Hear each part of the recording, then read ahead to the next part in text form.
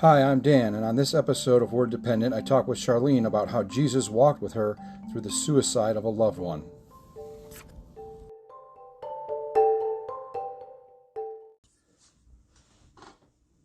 All right, today I'm talking to Charlene Campanella about a time in her life that was filled with grief and how Jesus helped her through it.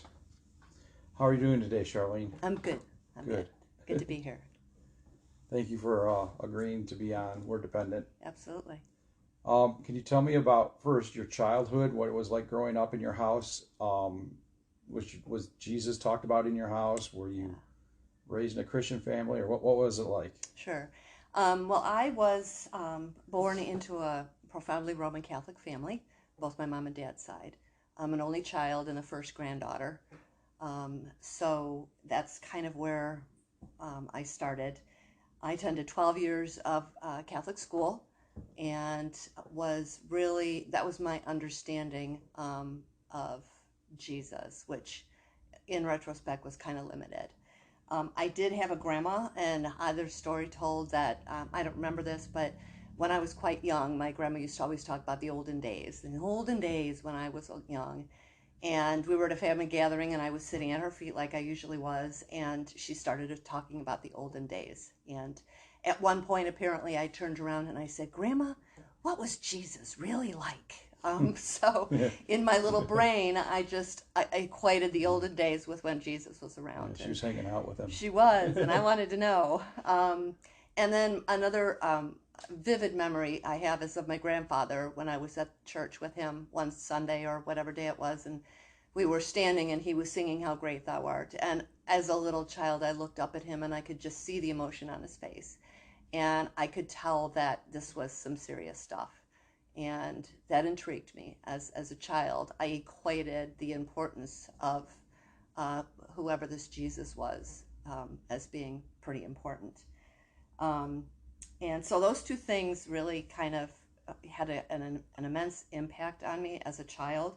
So it reminds me now not to underestimate the value of a grandparent. Sure, and yeah. how just that we can influence our grandkids for Jesus. I was an only child, like I said, and my parents, after 20 years, got divorced. I was about 15 years old. Before that, it was pretty idyllic.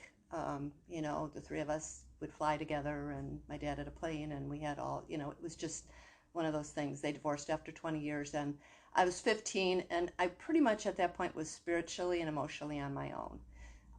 I chose to live with my dad because I needed to take care of him like a good daughter. Yeah. And so that's kind of how that went. I ended up going to college when I was 18, not because I wanted to, but that was kind of where I was supposed to go. Right.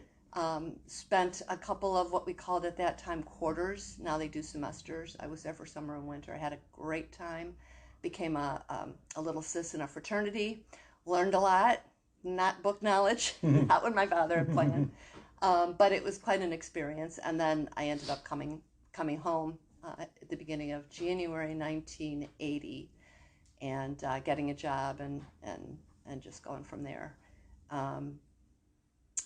So through that, religion played a small part. And Jesus, I didn't really know who he was.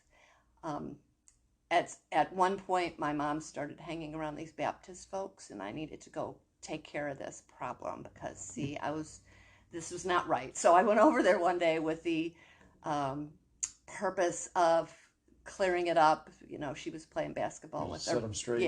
Yeah, volleyball with them and all that. So, long story short, at the end of that, I gave my life to Jesus, and I heard the gospel and I made a profession of faith that I truly believe was in my heart. Wow. But there was no follow-up. So my life pretty much didn't change very, very much, and I kind of moved forward from there. So that was like you're about 18 or 19 then? Yeah, it would have been just almost 19. It was January, so I was 19 in May. Okay. And as far as having Jesus in my life, I believe he was there. I remember as a child talking to him, but as I got older, my prayers were pretty rote. Hail Marys and Our Fathers. And, Sure. Yeah, the personal relationship I didn't understand that. Yeah. So. All right. So, um, then, um, you had, I know, shortly after that, you met somebody, right? Yes, I met my Okay. first husband, right. So the summer I turned 19, I met Herb, and he was 14 years older than me. He was 32 at the time. Um, might seem strange, but I think I was more mature for my age. Only kids tend to go places with their parents, so really kids my own age were immature in my eyes. Yeah. So we hit it off right away and began a relationship in 1980 that lasted until 1988. Hills and valleys, again, there was what we called at the time recreational drugs. Um, a cute name for a horrible problem. But there was a lot of that. There was some drug use and alcohol, and so through the whole 8 years of our relationship, we met in 1980 when I turned 19. In 1982, I moved in with him. And then in the beginning of 1986, I wanted to get married and have children, and he didn't. So I tried to end our relationship, which was not very successful. We got married that May, and with the understanding that all of the drugs and contraband and all of that stuff would leave, which it did. Um, so we got married in 86. We had our first child in 87. And then on July 15th, 1988, he took his own life. Wow. Yeah. Wow. Um, so obviously that affects you. Yes. How it affects you on a lot of different levels. Right. Spiritually being one of those, mentally, obviously, even probably physically. Yeah. Can you tell us a little bit about that? Sure. So, just a little bit of the situation. He was 41, and we had a child, his first child. And we bought a house. We were denied the loan because they couldn't secure employment verification because the company that he was working for as a trucker was about to close. We didn't know that, but his supervisor actually very kindly, when the bank called, said, well, no, we're closing. So that was the first indication that he had that he wasn't going to have a job, which, to him hit him very hard. I'm 41, I'm just a truck driver, and I have a baby and a wife. I don't know how to support them. So It's I think, overwhelming. yeah, that was the beginning of it. And at the time, he had back problems, so he was taking a lot of prescription drugs, combining that with still smoking pot and drinking, and that's not a good combination. No. So, long story short, it was a long road there, but on, the morning of July 15th, I was getting ready to go to the grocery store. I remember I was pulling socks out of one of my drawers, and we were having a discussion about our future. And I heard him go to the cabinet where he kept the 357 Magnum loaded with hollow points. And, my mind was like, I knew what he was going to do. And he pulled out the gun and he shot himself. Our 14-month-old son was in the next room. So, I went and grabbed him, ran down the stairs, and it was chaos, for quite a little while. But, on the other side of that, I don't know. It was confusion. There was a lot of order and sequence in one part of my mind, thinking about what was happening, and the other side was just screaming. So, and my family didn't know what to do with me. I mean, we were from a middle class, average family, and bless their hearts, they didn't know what to do with me, how to help me through that recovery. So it was a difficult, actually, 8 years before I was able to come to my senses. Sure. So, you'd mentioned the Baptist people. Was there anybody around for you that time from the church? I mean, was there any support there at all, or? No, actually. That was a period in Mom's life, and I kind of feel like that was just God was putting his hand over me. I believe that's when I was born again. I believe that I came to know the Lord. But there was no follow-up, and I didn't pursue it. But I can look over the 8 years with my first husband, and then, 16 years total, where God was just preserving me. He allowed me, and I never felt angry with God. I don't ever didn't ever get mad at him because I knew that it was all a result of my own choices. These were consequences. But it wasn't, like I said, until probably the end of the 16 years, that period, that I finally, one day found myself face down in the dirt, figuratively, and I reached up and surrendered. Yeah. And so, no, there was nothing. There was, no. I'm Yeah. trying to think of anything I could grab on, but no, Yeah. there wasn't. It reminds me of where you say that's where you actually met Jesus. Reminds me of in Job where he says, I've heard of him, I've heard of you, but now I really know you. Right. Yes. And I think through the 8 years, I refer to it as I walked into walls, because there was a part of me that day that went completely numb. I didn't feel anything. And I spent a lot of time trying to feel. So I went back, we go back to what we know. And so I knew the world of recreational drugs, as they called it. So I did some things that I shouldn't have done, and I did some drinking, and I was trying to feel something that I Yeah. didn't feel anything. But God was very gracious and protected me through that whole period of time. That's pretty amazing. Yeah. So you kind of answered my next question was during the time, what was your relationship with God like? Yeah, there was no two-way conversation. There was no two-way relationship. I know he had a relationship with me. I don't, but I wasn't calling out to him. I wasn't looking to him. There were people around me that were trying to help me with what they knew, but it certainly wasn't God. Sure. So, yeah. So then, and you talk about then your when you found yourself face down in the dirt, as you Right. say, and you met God there. At what point do you think you turn a corner and that relationship starts to become a two-way thing instead of just God reaching out? Right. Well, for me, there was, I met an alcoholic. I had an alcoholic in my life, which I didn't know anything about that.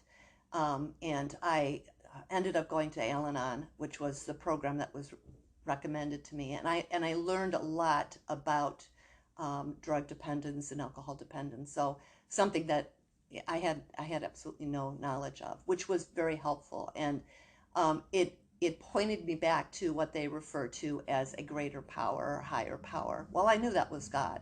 So I think that's kind of where I started my journey to find God and find Jesus. And so, again, I was never mad at God. I knew I was where I was because of the poor choices that I made, and they were the consequences. But I got to a point where I just had enough of my own stuff. Yeah. I was tired of driving myself crazy. And so I was willing to just, I said to God, all right, you know what? It's me and my two boys. I had another child at this point. I said, it's me and my two boys. And, if I'm going to be alone the rest of my life, so be it.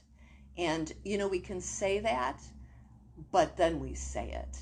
We can say it with our lips, but we have to say it with our heart. And I think that's what happened at that point, is that I had allowed myself to fall so low that I just, it really hit me. And I made that promise to God with my heart instead of just my lips. And that's when it started to change. It's usually how it goes. I Yeah. think as we talk to people, and know people, and God. I was listening to just the other day the radio, and they were talking about how most of the time when people have growth in their relationship with Christ, it's going through something extremely difficult. Mm-hmm. Like I like the way you say your face is in the dirt. Yeah. That's you find yourself in that place before, or like Job did even. Right. Before Yeah. we get serious about it. Yeah. We as humans, for some reason, don't get it No. the easy way. Or we end up in the belly of a whale. Yeah, right. Exactly. Yeah. God catches us. Yeah.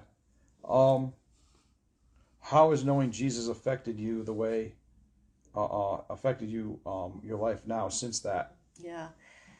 Well, God blessed me when I finally turned to Him, and I really started to seek His face and pray, and I journaled.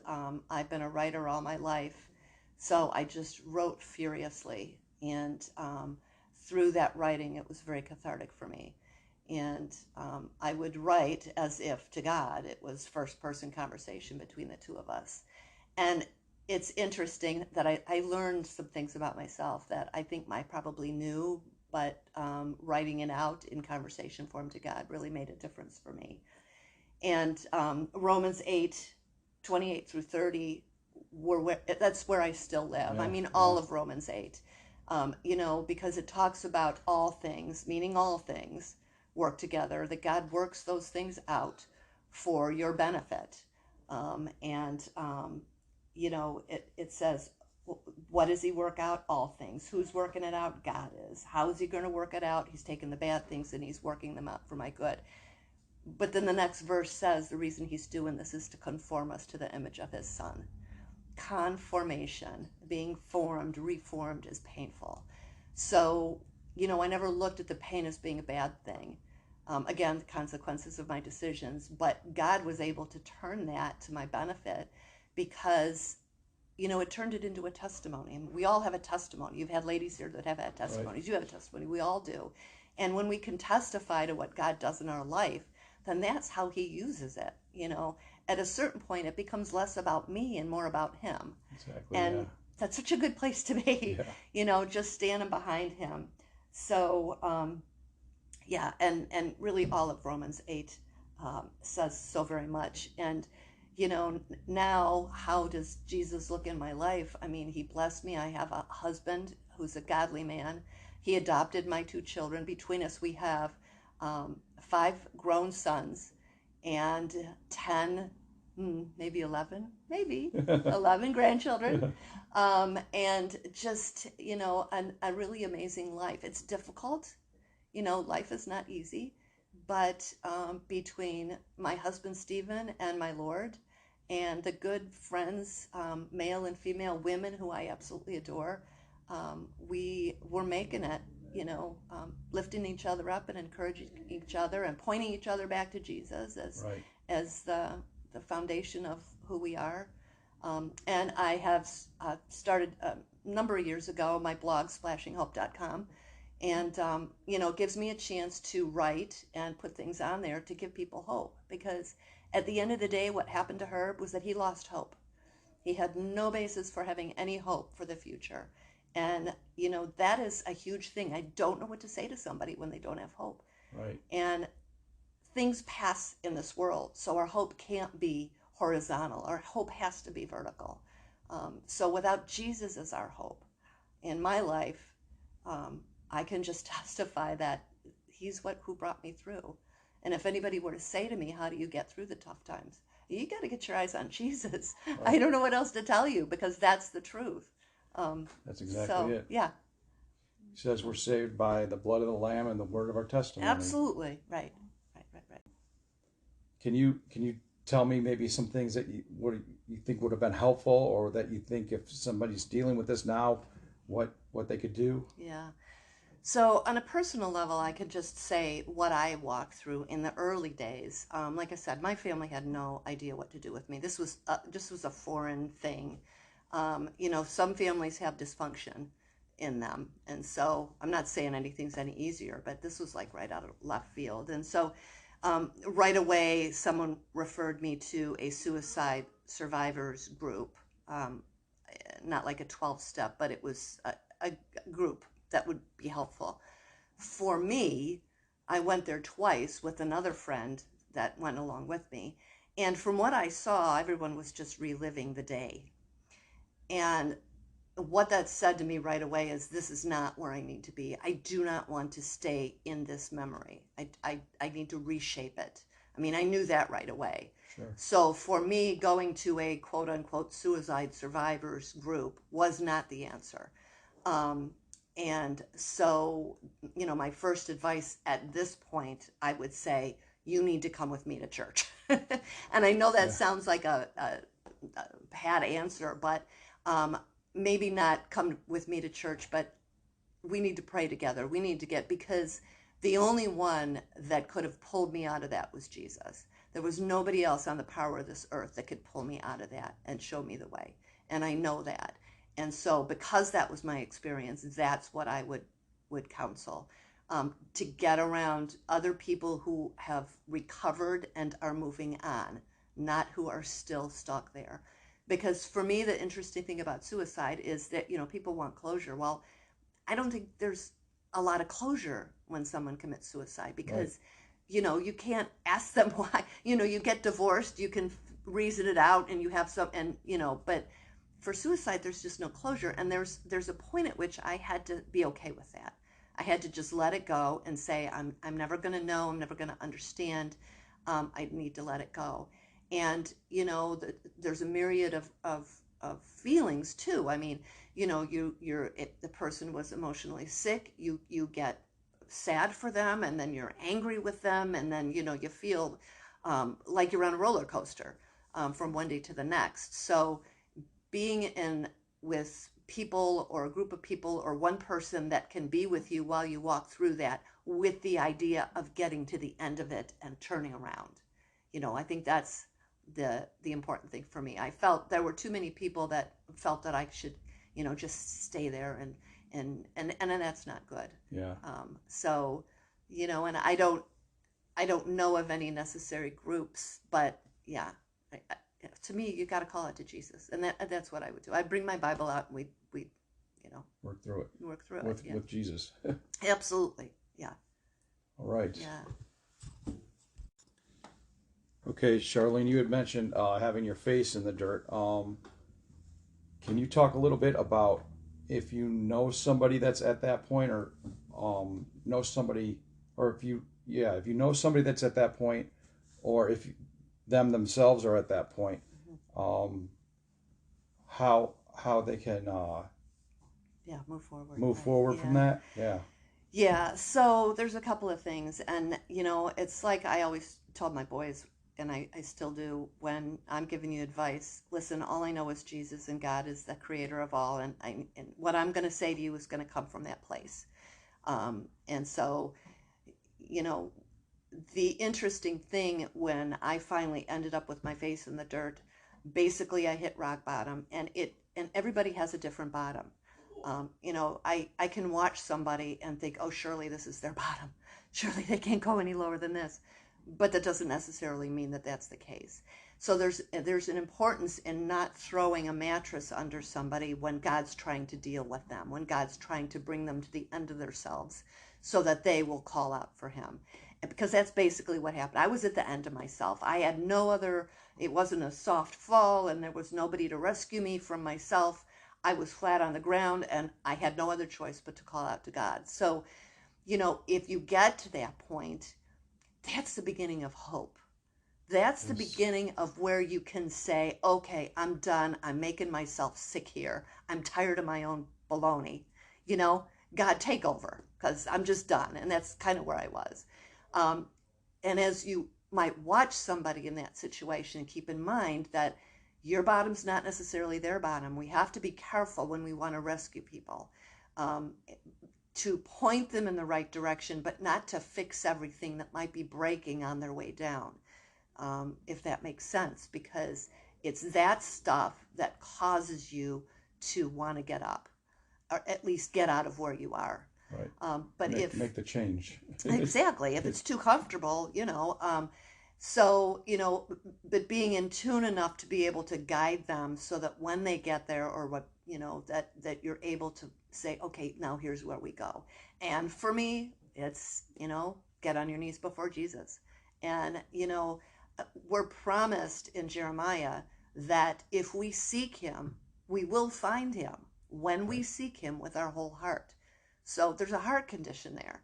You might be looking for God in all the right places, right? But if your heart is not honest, then it's going to be fruitless. And it's a promise. It's a promise from Scripture.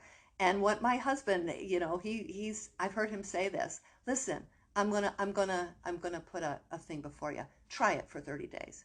Just try it. You know, give it a try. Seek God with your whole heart for 30 days. At the end of the 30 days, if you have not heard from him, okay, you win. But I'm going to tell you what, our God is a big God. And when he promises to do something, if you commit to it, you're going to find Jesus at the end of probably 3 days. Right. You know, James, it says that right. too. And you can't, because you can't say, oh, this isn't going to work for me unless you've really tried it. Right. So, you know, that's what I would say. Okay. Encouragement. Very good. Thanks. If you or someone you know is thinking that suicide might be a good answer to the troubles and challenges you're facing, it is not. If you are in this situation, please reach out to a trusted friend. If you don't have someone to talk to, in the United States you can call or text 988 or visit 988lifeline.org.